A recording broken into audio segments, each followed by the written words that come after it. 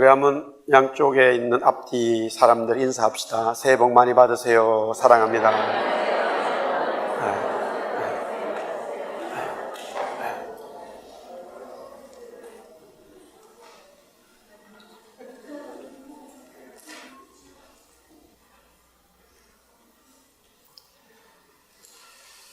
오늘은 계속해서 5번째 기도, 성령, 그리고 증인, prayer, Holy Spirit, witness. witness는 바로 미션, 사명을 말한다고 그랬어요. 오늘은 세술에 취했다. They have had too much new wine이라. 술을 먹었다. 그런데 새 술을 먹었다. 술은 술인데 자기들이 먹는 술과는 다른 술을 먹었다. 그때 베드로가 말합니다. 우리는 너희들이 먹는 그런 술 먹지 않았다. 우리는 성령에 취했다. 요엘 말씀에 기록되어진 하나님의 성령을 우리는 받았다. 성령 술에 취했다. 그렇게 말하고 있습니다. 2015년 새해가 밝았습니다. 기도하는 사람은 자연히 성령 충만한 사람이 되고 성령 충만한 사람은 예수님의 증인으로 살 수밖에 없지요. 교회도 마찬가지입니다. 기도하는 교회는 성령 충만한 교회 되고 성령 충만한 교회는 복음을 온 땅에 전하는 예수님의 증인이 되는 교회 됩니다. 그래서 사도행전 1장 8절의 말씀을 새해의 표로 삼고 우리는 한 해를 시작합니다. 주님께서 말씀하시기를 예루살렘을 떠나지 말고 기다리라 말씀했습니다. 그냥 예루살렘에 있으면 되느냐? 아무것도 하지 않고 있으면 되느냐? 그들은 그것이 기도하라는 예수님의 말씀인 것을 알았지요. 그래서 그들은 기도하기로 작정하고 순종합니다. 예수님의 말씀을 들은 제자들, 예수님의 어머니 마리아와 또 주위의 여자들, 그리고 모인 무리들 약 120명은 그 예수님의 말씀에 순종합니다. 기도하기 시작했다는 말이지요. 그들은 기도가 성령 세례를 임하도록 하는 방편임을 알았어요. 예수님이 말씀하신 대로 기도하면 성령 세례가 역사가 임한다는 것을 또한 믿었습니다. 그런데 오늘 이들의 기도를 보면 우리가 몇 가지 중요하게 보아야 할 것들이 있습니다. 기도하는 이 120명의 무리들 기도에 대해서 자세히 보면 중요한 것들이 있다는 말이지요. 먼저 사도행전 2장 1절에 보니까 오순절 날이 이미 이름에 그들이 다 같이 한 곳에 모였다. 그렇게 되어져 있습니다. 여기에 한 곳, 어떤 one place라고 하는 장소, 어떤 장소, 그 장소는 1장 12절에서 13절에 나와 있는 예루살렘에서, 즉 감람산에서부터 예루살렘에 가까워 있는 알맞은 길에 있는 다락방이었다는 거예요. 우리가 일명 마가의 다락방이라 하는 장소입니다. 이 장소에서, 이 장소를 떠나지 않고 이 한 곳에서 10일 동안 기도에 집중을 했다는 말이에요. 예수를 믿고 복음을 전하는데 핍박이 있어서 도저히 예배할 수 없고 경배할 수 없고 기도할 수 없다면 피해 다니면서 기도해야 되겠지만, 그렇지 않다면 내가 기도하는 어떤 장소를 정해놓고, 우리가 교회 예배당에서 새벽에 아니면 다른 시간에 정해놓고, 또한 집에서도 정해놓고 늘 기도하는 그 장소, 기도하는 그 장소가 있을 때에 그 장소에 기도가 쌓이고 그 장소에서 기도의 응답을 받고 했던 그 장소가 너무나 중요하다는 거예요. 기도하는 어떤 그 장소가 참으로 중요해요. 기도의 은혜를 받았던 분들, 물론 우리가 어디를 가든지 기도하고 또 어떤 모습으로든지 기도하지만 항상 기도하는 장소가 있어요. 일반적으로 우리가 교회에 와서 예배당에 와서 새벽에 엎드려 항상 그 자리에 주님 앞에 기도하는 이 장소 너무나 중요하죠. 이들은 마가의 다락방이라고 하는 한 장소에서 그 장소를 떠나지 아니하고 계속 기도에 불을 붙이고 있었다는 거예요. 그러면서 오늘 1장 14절, 우리 1장 14절 말씀은 같이 한번 또 읽어보겠어요. 시작. 여자들과 예수의 어머니 마리아와 예수의 아우들과 더불어 마음을 같이하여 오로지 기도에 힘쓰더라. 여기 보니까 먼저 마음을 같이해요. 마음을 같이하는 게 중요해요. 한 장소에서 기도하긴 하는데 이 사람 생각이 다르고 저 사람 생각이 다르고 이 이야기를 하고 저 이야기를 하고 마음이 갈라져 있으면 기도의 역사가 일어나지 않아요. 한 장소에서 기도하는데 그 120명의 사람들이 똑같은 마음으로 기도하고 있는 거예요. 다른 마음을 가지고 있지 않아요. 120명의 사람들이 한 주제를 가지고 한 마음을 가지고 기도하기 시작한다면 하나님은 역사할 수밖에 없지요. 우리 개인도 마찬가지예요. 예수님이 기도를 할 때 중언부언하지 말라 그랬어요. 무슨 말이냐? 내 스스로도 하나님 앞에 기도할 때에 이 말했다가 저 말했다가 주님도 헷갈리는 거예요. 자전거를 달라는 건지 자동차를 달라는 건지 스포츠카를 달라는 건지 리아카를 달라는 건지 주님이 알아야 되는데 이 말했다가 저 말했다가 한 마음으로 쭉 얘기하는 거예요. 할렐루야. 한 마음을 쭉 얘기해요. 근데 사람들이 함께 그 마음을 가지게 되면 더 중요하죠. 여기에 마음을 같이 했다. 그뿐만이 아니지요. 우리말로는 오로지라는 말로 되어 있지만은 constantly, continue, 계속적이라는 말. 자 보세요. 한 곳에서 120명의 사람들이 마음을 같이 해서 기도하는데 한 5시간 기도하다 보니까 아무 일이 없어. 아유 목사님 뭐 아무 일도 없네요. 가버렸어. 그래도 우리가 하루는 해봐야지요. 하루 하니까 아무 응답도 없어. 응답 없네. 성령님 안 계시네. 하나님 안 계시네. 기도하다 보면 이런 일이 참으로 많죠.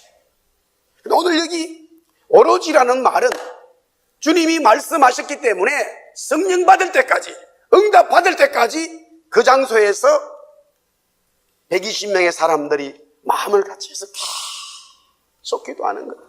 찬송하고 기도하고 말씀 나누고 찬송하고 기도하고. 굉장히 중요합니다.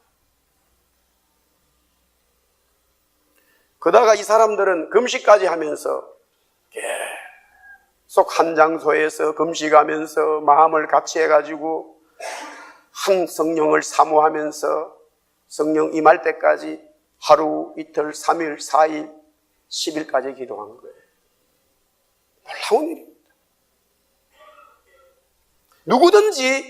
누구든지 한 마음을 가지고 하나님 앞에 응답될 때까지 기도하면 주님이 이미 말씀하셨어요. 성령을 선물로 주신다고 하셨습니다. 할렐루야. 주님 말씀하셨어요. 그러면서요, 오늘 24절 말씀 보겠습니다. 1장 24절 다 같이 시작. 그들이 기도하여 이르되 무사람의 마음을 아시는 주여 이 두 사람 중에 누가 주님께 택하신 바냐. 지금 오순절날 성령 받기 전에요. 성령 받기 전 이 내용은 뭐냐면은 유다가 예수님의 제자가 되었지만 예수님을 팔고 결국에는 그 돈을 받고 땅을 샀죠. 근데 보니까 이게 아니야. 돈을 받았습니다. 그래서 그 돈을 갖다가 돌려줘 버렸어. 이 돈을 나는 안 쓴다고. 그러니까 제사장이 그 돈으로 땅을 샀는데 본인이 후회해서 결국에는 자살해 죽었어요. 근데 자살해 죽었는데 오늘 그 내용이 보면은 몸이 18절에 나오죠. 몸이 곤두박질해서 배가 터져 창자가 다 흘러나왔다.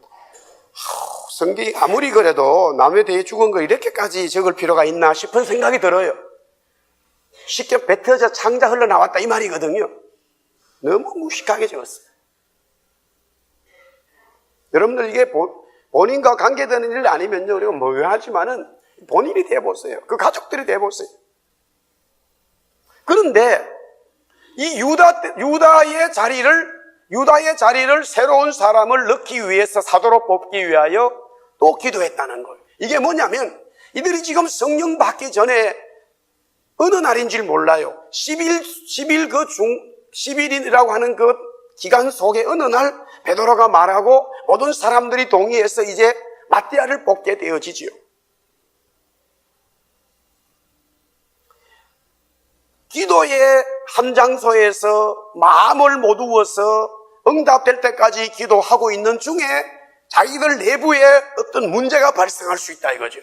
그 내부가 하나님의 응답도 받기도 전에 또 어떤 일들이 일어나면 그 일들을 우리 스스로 해결하는 것이 아니라 또 그 문제를 놓고 기도함으로써 이 지금 120명의 무리들은 모든 일들을 기도로 풀어가는 훈련되어진 사람들로 바뀌는 거예요. 근데요, 지금 이 내용을 보면 정말로 놀라운 거예요. 얼마 전까지는 예수님이 십자가에 죽으시기 전에 막 자기는 힘들어가지고요, 그 일 때문에 기도하는데 성경은 말하기를 눈물이 막 피처럼 배나는데 그 옆에서 자고 있었다니까요. 제자들이 잠잤지요, 또 도망갔지요, 저주했지요, 팔아먹었지요. 완전히 난장판이에요. 기도가 뭔지를 몰라.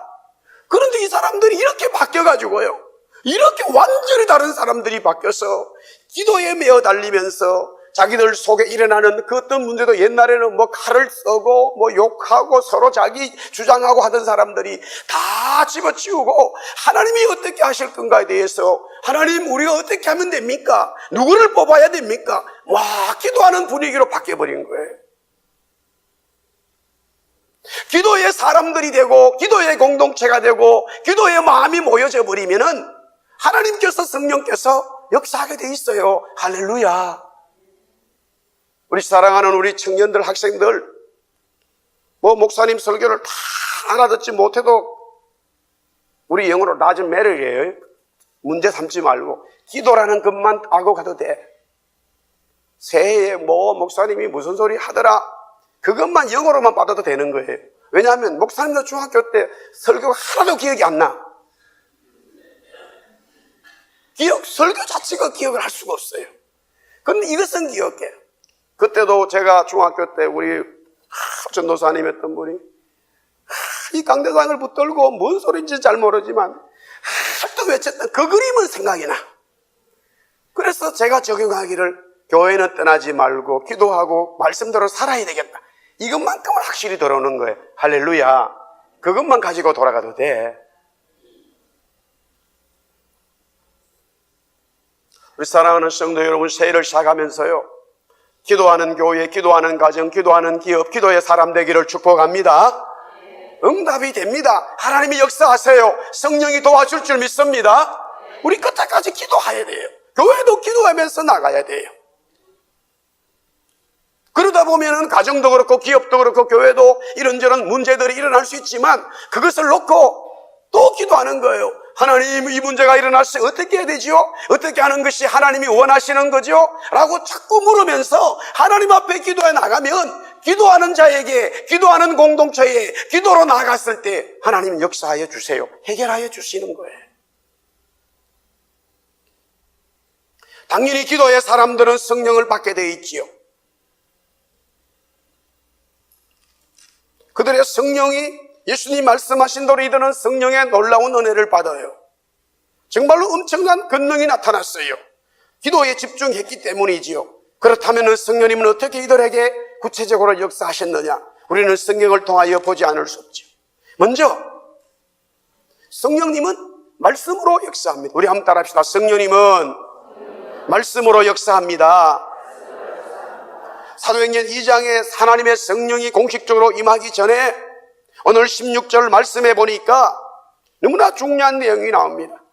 저는 개인적으로 2장 1절의 오순절 성령도 너무 중요하지만 1장 후반부 말씀이 더 마음이 가요. 우리 16절 말씀 같이 읽어보겠습니다. 시작.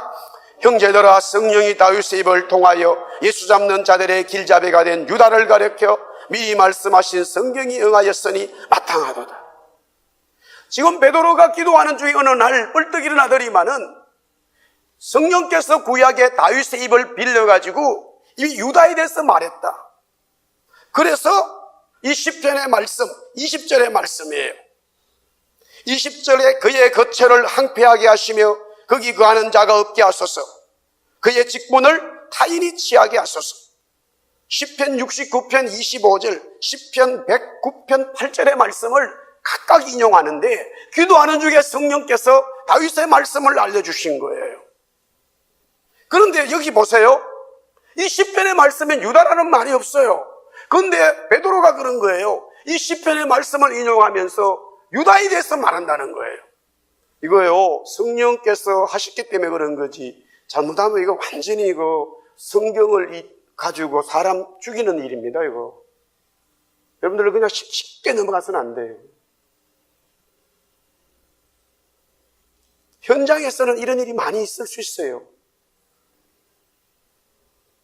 혹이라도 목사님이 성경 말씀하면서 내 이야기를 하네, 날 잡으려고 그러네. 그게 은혜죠. 만약 그렇다면은, 만약에 목회자가 이 강자의 상을, 이 말씀을 통해서 정말로 사람을 잡으려고 그러면 그건 잘못된 목사예요. 그러나 말씀이 선포되어지면서 나에게 적용되어지는데 그것이 나를 힘들게 하는 문제라 할지라도 말씀이라면 순종하는 자가 돼야 되지요. 오늘 여기에 구약의 말씀에 유다라는 말은 없어요. 그런데 다윗이 말한 것에 대해서 이 베드로가 예색하면서 유다라고 딱 집어버리는 거예요.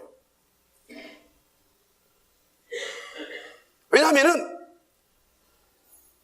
1장 20절 말씀에 그의 거처와 항폐하게 되었고 직분을 타인이 취하게 하소서. 그러니까 성경의 저자는 다윗이 아니라 성령님이라는 말씀이에요. 우리 한번 따라합시다. 성경의 저자는 성령님이시다. 베드로가 너무 심한 표현을 해요. 쉽게 표현하면 우리가 이렇게 우리말로 이렇게 좀 이렇게 좁게 이렇게 적은 거예요. 쉽게 뭐냐면은 성령께서 다윗의 입만 빌렸다는 거예요. 다시요. 성령께서 구약의 시편을 다윗이 기록한 것을 다윗이 기록한 게 아니고 입만 빌린 거예요. 그냥. 이게 우리가요, 이 은혜 받고 성령 받지 않으면 이렇게 해석 못해요. 지금 신학자 목회자들 많은 사람들이 이 성경이 하나님 말씀이 아니고 다윗이 지었고 솔로몬이 지었고 사람이 지었다 자꾸 얘기하잖아요. 맞아요. 사람이 지었다니까요. 다윗이 지었고 솔로몬도 지었고 모세도 지었고 선지자들이 지었어요. 사람들이 지었어요.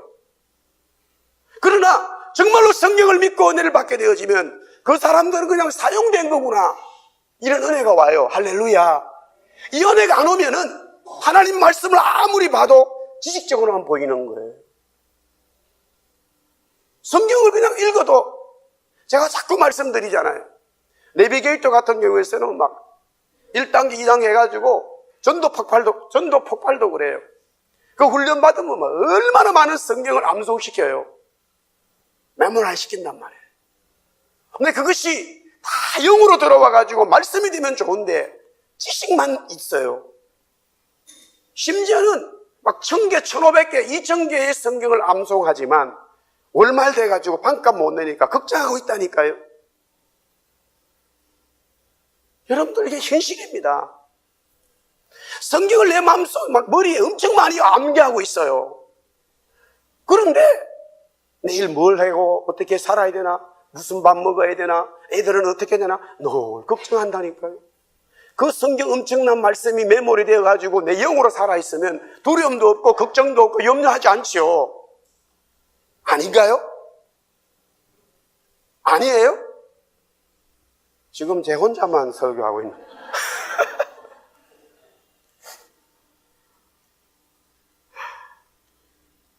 우리가 조금 더 현실적으로 내 얘기로 여러분들 들어보셔요. 여러분들 스스로 한번 느껴보세요. 이 성경 말씀이 있어요. 손을 넣고 기도하면 낫다 그러고, 부족함이 없다 그러고, 두려워하지 말라 그러고, 내가 너와 영원히 함께 한다 그러고, 너가 무엇이든 기도하면 응답한다 그러고, 너보다 먼저 가 있다 그러고, 아무도 아멘 안 하시네? 할렐루야. 아니 그런 말씀들을 아무리 내가 메모라이즈 하고 있어도요, 한국 가는데 주님 먼저 가셨다는 거 안 믿어요. 비행기 안에서 빨리 사고 나면 안 되는데 이런 걱정하잖아요. 예를 든다면 어떻게 설명해야 될지 모르겠어. 제가 이런 말씀 드리는 것은요, 이 단계를 여러분들이 넘으셔야 돼요. 이 단계를 지금 여러분들이, 제 설교에 여러분들이 이 단계를 넘지 못하면요, 뭔지를 몰라요, 사실은. 베드로를 비롯한 제자들이 예수님을 따라다녔어요. 그분을 믿었어요. 메시아로 영접했어요. 기적을 보았어요. 증인이 되었어요. 그래도 그들의 말씀이, 예수님의 말씀이 그들 속에 있지를 못했어요. 언제 베드로가 예수님께서 말씀하시고 사역하실 때 예수님 이것이 미가서의 말씀입니까? 이게 예레미야 말씀을 지금 응답하시는 겁니까? 한 번도 물은 적도 없어요. 그런데 어느 날 갑자기 지금 이 기도하면서 이 시편의 말씀이 당장 우리 지금 보니까 우리 주위의 이야기였구나, 적용하면서 해석하면서 너무나 정확하게 말하고 있어요. 그 말은 말씀이 히브리서 4장의 말씀처럼 살아서 움직여서 지금 베드로를 비롯해서 120명의 사람들을 잡고 있는 거예요. 하나님의 말씀이 우리를 잡고 있을 때는요, 정말로 놀라운 능력과 은혜가 임하는 거예요. 그게 현실입니다. 그래서 성령님을 따라합시다. 성령님은 말씀으로 역사합니다. 말씀으로 역사합니다.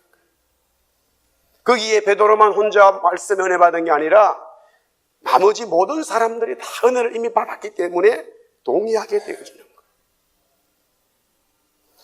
그래서 베드로가 지금 성령의 공식적인 오피셜한 어떤 임재가 있기 전에 이미 성령께서 베드로를 비롯한 그 120명의 사람들에게 말씀으로 움직이기 시작하셨어요. 우리가 이 땅에 살면서 여러분들이 하나님의 말씀, 이 성경이, 이 바이블, 이 성경이 여러분의 진리로, 여러분의 생명으로, 여러분의 삶으로 들어와서 성경이 여러분을 이끌어주는 그 은혜가 뭔지를 깨달아야 여러분의 인생에 뭔지 하나님께서 역사하시는 것이 오게 돼 있어요. 그렇지 않으면 안 돼.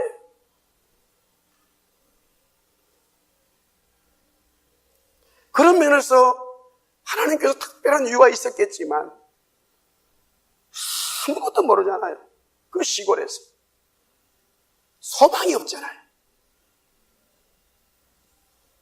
하나님께서 그런 은혜를 주셨어요. 지금도 생각하면 그때부터 이 성경 읽으면 그냥 살아서 움직이는 거예요. 이 성경이 살아 움직여 있어.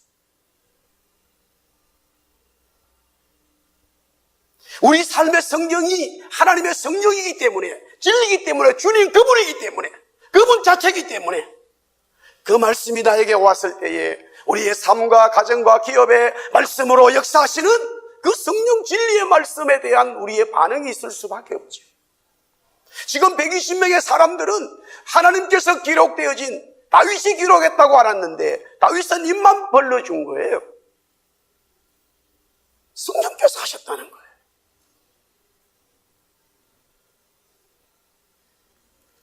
자, 다시 사도행전 2장으로 와가지고요.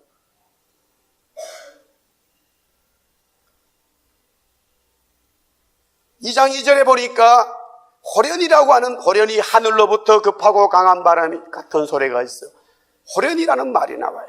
이것은 영어로 suddenly, 갑자기 생각할 수 없는, 한 곳에서 기도하면서 말씀의 은혜가 오는데 성령의 더 폭발적인 은혜는 성령께서 언제 나에게 오실 줄 몰라요. 우리는 기대하고 기도하면서 소망하면서 사모하면서 그분이 나를 이끌어 줄 것을 우리는 기대해야 돼요. 그런 영적인 마음으로 준비해야 되는 거예요. 할렐루야. 언제 그분이 오실 줄 몰라요. 맨날 며칠 시간 알려주면 참 좋거든요. 서로 간에 편할 텐데 저도 그날 준비하면 되는데.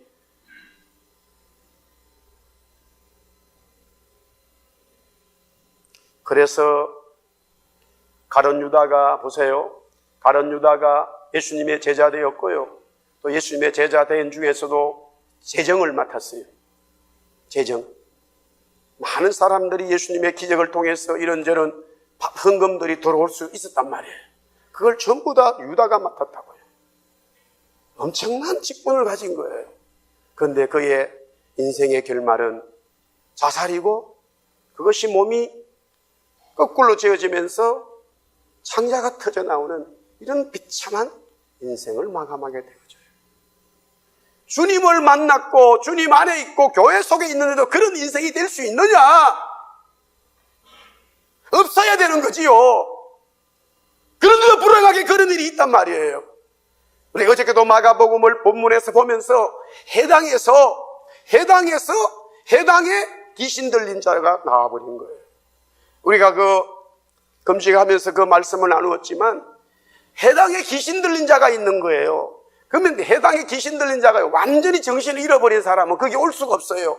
해당은, 시나고거는 이 유대인들에게는 너무나 중요한 템플, 성전과 같은 개념, 똑같진 않지만 그런 개념으로 굉장히 신성시하는 곳이에요. 그런데 귀신 들린 사람이요, 귀신 들린 사람이 완전히 이상한 말을 하고 완전히 행동을 막 이상하게 하면 좀 귀신 들렸을 때 그런 사람들이 있잖아요. 성경에도 있어요. 무덤 속에 있고 막 불 속에도 들어가고 막 이상한 행동하는 사람들이 있어. 그런 사람들은 만약에 그런 귀신 들린 자라면 그 해당에 있을 수가 없어요. 정상적인 사람이었다니까요. 정상적인 사람인데 예수님이 그 해당에 딱 들어가니까 귀신 들린 그것이 다 드러나 버린 거예요. 멀쩡히 교회 생활하는 사람들을 말한 거예요. 사랑하는 성도 여러분, 2015년을 하면서 저는 정말로 주님 앞에서 여기서 사랑하는 종아, 내가 원하는, 주님 원하는 교회 만들고 한 생명이라도 이탈되지 않도록 내가 기도하고 그들에게 말씀을 전해낸다는 거예요. 사람 많이 모이는 거 아니에요, 교회. 비즈니스가 아니단 말입니다, 교회는. 생명의 역사가 있고 영원한 나라에 가는 이 바로 중요한 정거장이에요. 우리의 삶이에요. 할렐루야. 교회 속에 귀신 들린 자가 복음을 받아들이지 못하고 알지 못하는 자가 있다면 그것을 바꾸어주는 것이 교회예요. 그것이 목회자요. 그것이 우리의 기도가 되어야 된단 말이에요. 그 역사는 바로 하나님의 말씀입니다. 하나님의 말씀이 우리 속에서 살아서 우리의 생명을 살아 움직여야 되는 거예요. 그 성령의 역사는 어느 정한 시간에 되는 게 아니지요. 갑작스럽게 되는 거예요. 왜? 성령은 하나님이기 때문에, 창조주이기 때문에.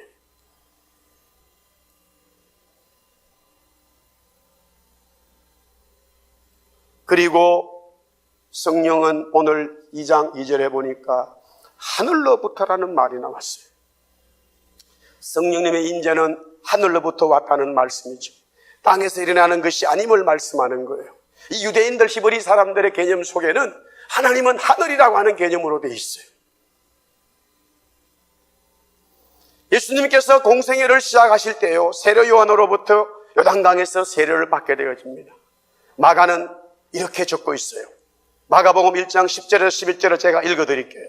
곧 물에서 올라오실 때 하늘이 갈라짐과 성령이 비둘기같이 자기에게 내려오심을 보시더니 하늘로부터 소리가 나기를 너는 내 사랑하는 아들이라 내가 너를 기뻐하노라 하십니다. 하늘로부터 성령이 임하고 하늘로부터 하나님 아버지의 음성이 임한다는 거예요. 하늘로부터. 이 말은 뭐냐? 성령은 사람에게서 나오는 게 아니에요. 성령은 우리가 만들어내는 게 아니에요. 성령은 우리가 줄 수 있는 게 아닙니다. 성령은 하나님께서 오시는 하늘로부터 오는 하나님인 줄 믿으시기 바랍니다. 그 성령 하나님은 창조주요 근본자이기 때문에 본래의 모습을 우리가 볼 수가 없어요.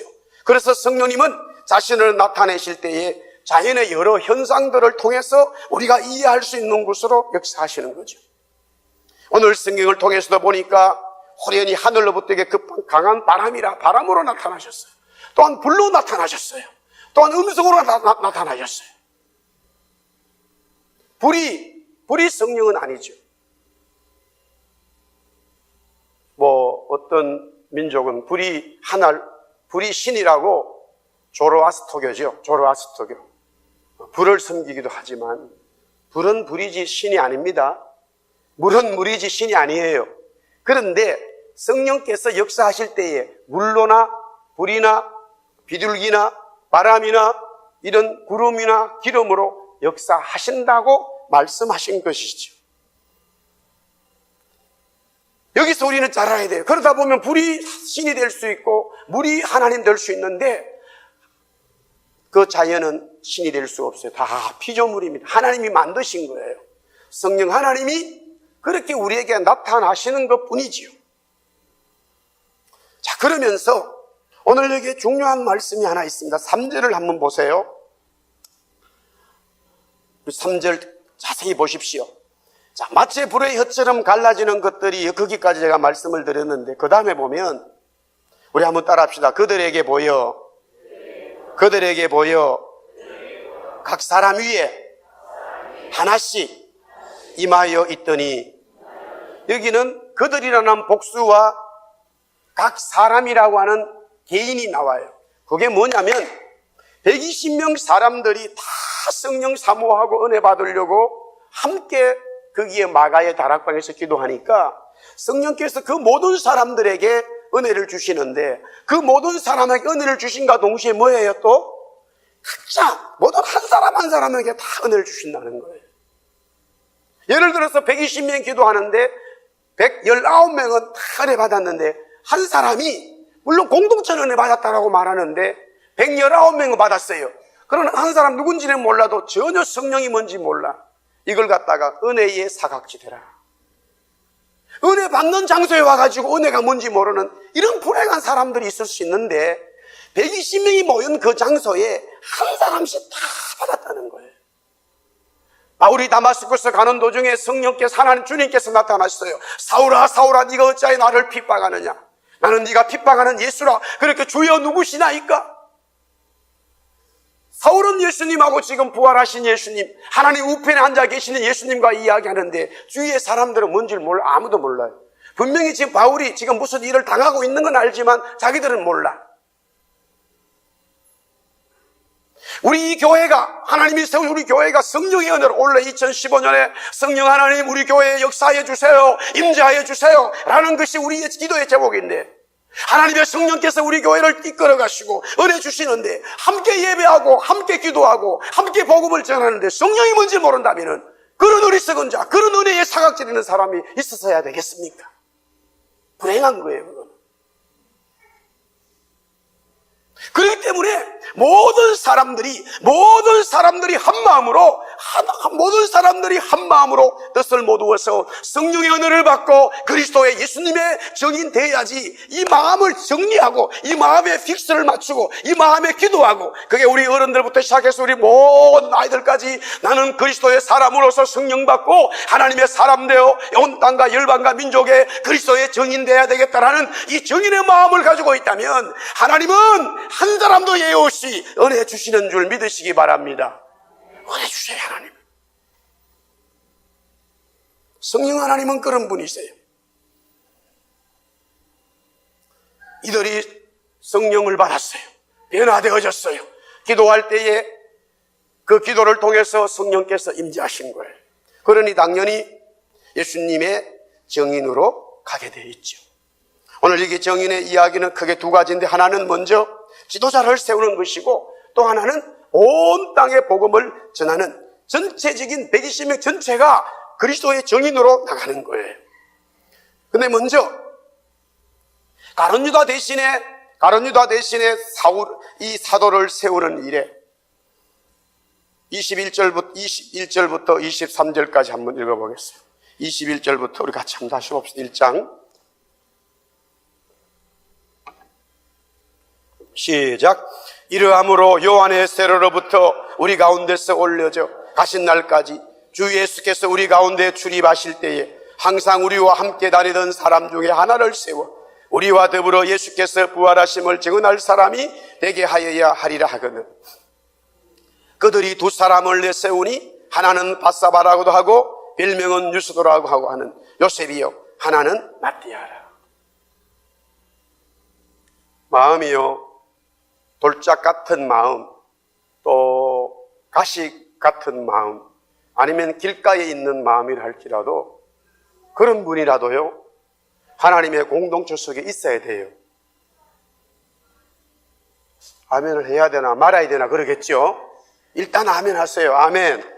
아멘 하시라니까. 왠지 아세요? 변화되기 때문에.